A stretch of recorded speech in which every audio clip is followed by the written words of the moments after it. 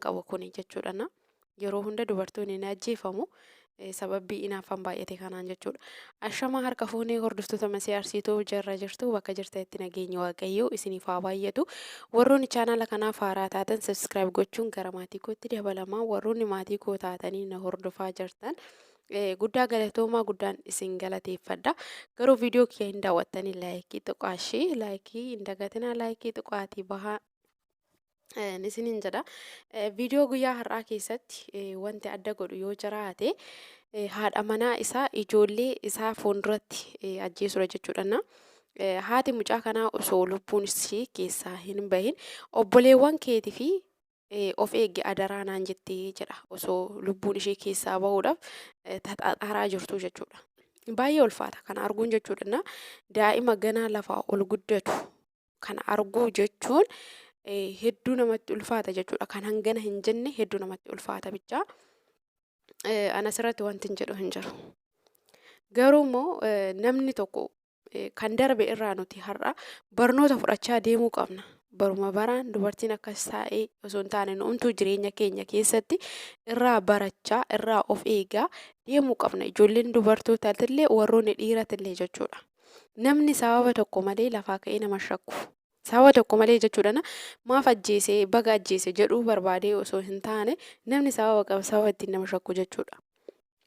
Wal jaalannaanuu waliin jiraatanillee hanga ijoollee sadii waliin uummatan kana waliin jiraachaa turan jechuudha. Garuu itti inaafaa yeroo baay'ee mucaa kana fuulduratti ni lolaanii ni beeka mucaan kuni.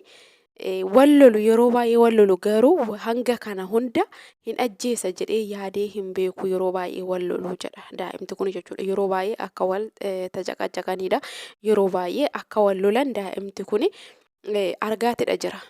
Garuu haa ta'u malee inni ishee ajjeesee jira. Rakkoo isaan lamaanii fi rabbiidha kan walitti beeku jechuudha. Kan isaan wal ajjeesanii inni ishee ajjeese innis mana hidhaa galee jira. Kan rakkatu har'a ijoollee kanaadha. Kan makaraan irra gahu ijoollee kanaadha. Kan tasaaqaqaa jiraatu ijoollee kanaadha jechuudha. Maaliif namoonni illee abbaan kee nama akkas godhe sanidha jedhanii daa'ima kana bakka inni hin beeknetti kan inni ittiin waqqasamu ta'a jechuudha. Ayimiroo isaa keessaa yookiin sammuu isaa keessaa waan tasumaayyuu baduu hin dandeenye keessaa tokkodha. Haati isaa fuuldura isaatitti ajjeeffamuu jechuun baay'ee ulfaata. Baay'ee jechuudha. Warroonni dubartootallee warroonni ganaa gaa'ela dhaabbannullee boru jireenya jennee jireenya eegallullee abbaan manaa keenya maaliif nu shakka? Sababa inni ittiin nu shakkuufsanii nuti irraa fagaachuu qabna. Namni sababa qaba jedhee jira. Sababa ittiin nama shakku qaba. Sababa tokko malee namni lafaa ka'e nama hin shakku jechuudha. Shakkiin sun yoo baay'atte gara lubbuu namaa dabarsuutitti kan gahamu jechuudha. Tanaan dura akkuma beekamu Taajuun Shurrubbee haadha manaa isaa ajjeesee ture. Yeroo san warroonni Hilwaan cinaa dhaabbatanii biyya mootummaan jiru keessa jirta homaa sin godhu jedhanii warri dibbee dhaananiif yeroo isaan hedduutu ture jechuudha. Kan ishee waliin lubbuun isaanii baate tokkollee hin jiru. Namni yeroo baay'ee gaafa nuti dogongorallee yoo raawwanne homaa sin godhu maal si godhaa biyya mootummaan jiru keessa jirta akkasii waan akkasii nuun jedhan jechuudha. Cinaa keenya dhaabbatanii onnee nutti horani dogongorallee yoo raawwannellee jechuudha. Malee dogongorri kee kana dogongora keetirraa sirraa'e jedhee nama ittiin nuti wal lolle saniin tokko nu taasisuudhaaf namni baay'een hin deemu jechuudha.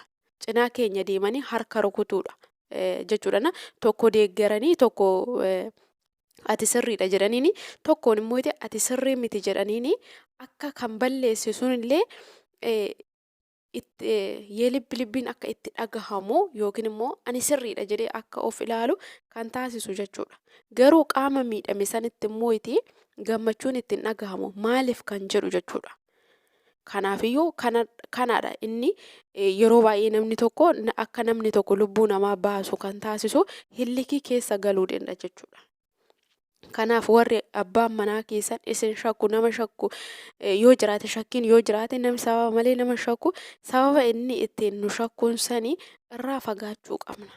Jireenya waan ta'eef jechuudha. Sijammar namni sababa qaba sababa ittiin nama shakku lafaa ka'ee nama shakku garuu immoo erga namni sunuyyuu nu shakkee nuti irraa fagaachuu fagaachuu wanta inni ittiin irraa nu shakkuusa fagaachuu qabna jechuudha.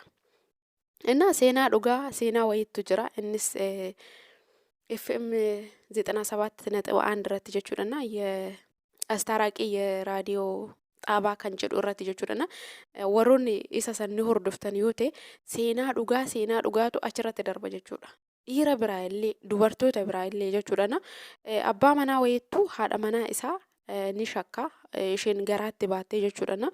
Ijoollee 4 isaa deessee ijoollee 5ffaa irratti ishee shakkuu eegale jechuudha. Hariiroo isheen namoota ollaa waliin qabdu ilaalaa waan jiruuf haadha manaa isaa kana shakkuu eegale. Sana booda isheenis ulfooftee ji'a 5 guuttee gaafa isheen yaaluudhaaf ji'a 9 guuttee gaafa isheen mana yaalaa ciniinsuudhaaf deemtu abbaan manaa ishee kun ishee waliin deemuu dide jechuudha. Ishee bira dhaabbachuu dide jechuudha. Ijoolleen kun kiyyaa miti jedhee dhibbatti murteessee jechuudha. Akkasumallee ijoolleen kun yoo dhalatanu namoota inni ishee ittiin shakkusan isaan fakkaatti. Ijoolleen lakkuun kun jechuudha. Warroota inni ittiin shakkusan isa fakkaatan jechuudha. Ijoollee kana DNA marsiisuudhaaf illee humna hin qabani. Gaafa ta'anitti astaaraaqii raadiyoo proogiraam bakka jedhu irratti dhiyaatanii raadiyoo xaaban sun gargaaree akka isaan DNA ijoollee kana marsiisan taasisee ijoolleen kun gaafa maraman kan abbaa saniiti kan abbaa shakkuu sanii osoo hin taane kan shakkamtoota saniiti jechuudha. Kanaafiyyuu wanti akkanaa kun hin uumama. Namni erga jireenya bultiidha jedhee eegalee garanaaf garas deemuun hin barbaachisu. Haati ijoollee kanaa ijoollee lakkuuwwan san fudhattee ni badde ijoolleen afran mana jirtu san abbaa biratti gatteebbatte jechuudha. Kan miidhamu eenyudha gidduu kanatti badii ishee raawwatteef rakkina isaan gidduu jiruuf kan miidhamu ijoollee kanaadha. Amantaa kamiyyuu haa ta'u haati manaa takka abbaa manaa isaatiin alatti akka deemtu amantaan kamiyyuu hin eeyyamu jechuudha. Kanaadha dubartoonni illee garasiif garana deemanii dhumarra immoo kan lubbuu isaanii dhaban hedduutu jira. Kanaaf obboleewwan dubartoota shamarranii warroonni viidiyoo kana dhaggeeffattan viidiyoo kamiyyuu muudannoowwan akkanaa yommuu arginu nu'is boru maaltu nu mudata jennee of bakka buusnee ilaaluu qabna. Waan tokko dhaggeeffannee bira taruu osoo hin taane wanta akkanaa kana irraa nutillee jireenya keenya keessatti yoo nu mudate ta'e irraa of eegudha. Irraa yoo of eegne akkuma namni kamiyyuu jiraatu osoo lubbuu keenyallee hin dhabin jiraachuu dandeenya. Har'a isaan waan fedhan yoo wal godhan homaa miti. Kan balleessitee fi kan miidhee fi kan miidhamee fi rabbiidha kan walitti beeku jechuudha. Hojii isaan raawwatan.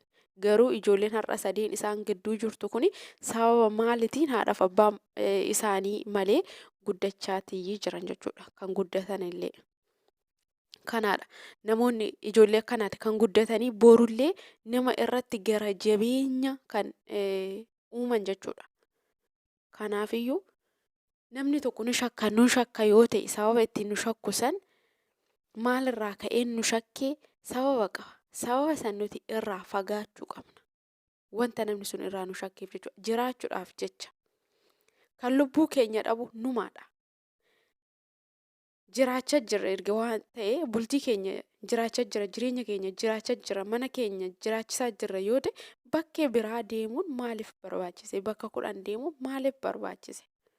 Har'a garuu boodarra lubbuu ofii dhabuu taasisa. Akka lubbuu keenya dhabnu nu taasisa. Kan ajjeese bar ni hidhama yeroodhaan booda ni baha. Mana hidhaa keessattis ni nyaata ni dhuga. Garuu kan miidhamu eenyudha? Kan duutee dhabamte sanii fi ijoolleedha jechuudha. Ijoolleen idimee likkii isaanii abbaan keenya haadha keenya akkana godhee nu jalaa ajjeese jedhanii yeroo hunda tsatsatii keessa kan jiraatan jechuudha. Yeroo hunda ofitti gaddaati kan jiraatan jechuudha. Gammachuu malee. Kan miidhaman irra caalaa ijoollee kanaadha. Ijoollee gidduu isaaniitti uumamte rakkoo isaaniitiin jechuudha. Dubartoonni illee rakkoo qabna. Rakkoon keenya bakka namni sun ittiin nu shakkuusan nuti irraa of eegudha. Maaliif namni kun nu shakke? Lafaa ka'ee namni kun nu shakku hanga ijoollee 3 waliin uummatan kan waliin jiraachaa turan jechuudha. Namni erga dura shakkii akkanaa walirraa qabate waliin iyyuu jireenya hin eegalu. Wal amannaanuyyuu waliin jireenya eegalanii erga waliin jireenya eegalaniis ijoollee 3 waliin uummatan jechuudha. Erga ijoollee 3 waliin uummatanii boodadha kan shakkii kana keessa galanii inni lubbuu ishee balleesse.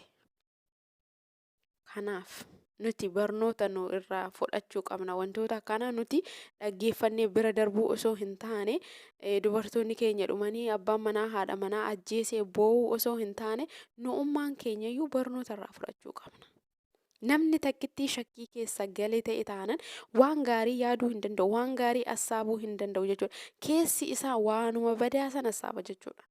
Kanaafiyyuu nuti dursa buunee akka namni tokko nu hin shakkineef wanta irraa silaa namni sun nurraa hin jaalanne irraa of eeguun baay'ee barbaachisaadha jechuudha. Takkittii namni inaaffaa eegallaan, shakkii eegallaan yeroo hunda kan keessa isaatitti dhagahamu waan gaarii osoo hin